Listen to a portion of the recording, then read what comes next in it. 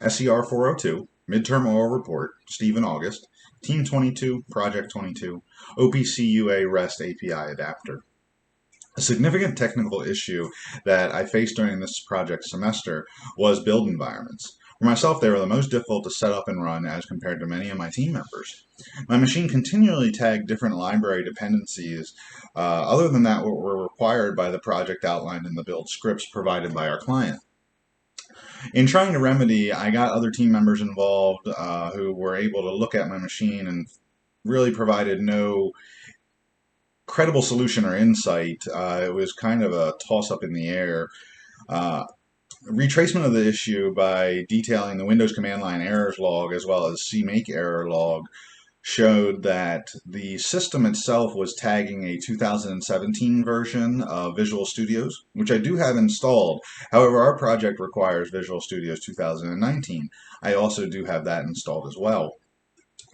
By running through the build scripts, I was able to rewrite them and forcefully ignore the 2017 Visual Studios tag. The reason being is I use this computer also for work, and I am not able to remove Visual Studios 2017 as it runs a software system that I use for my day-to-day life. Uh, Forcefully tagging Visual Studio's 2019 allowed for the actual correct dependencies to be installed.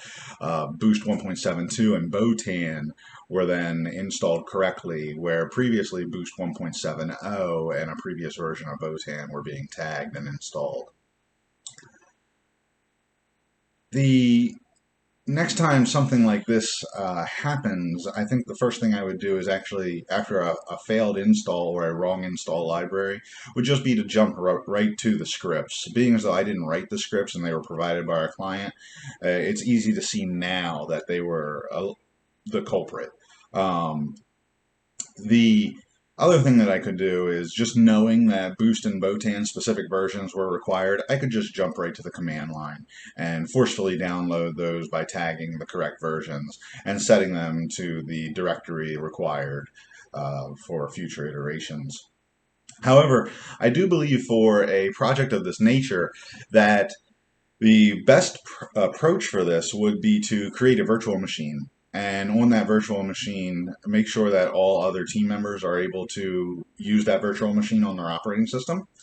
Uh, have it build the actual proper development environment required, and then distribute that virtual machine clone throughout the rest of the team members, as long as it doesn't run into any licensing issues across the board. And that is a recap of the issues and solutions that I've faced so far on the OPCUA REST API.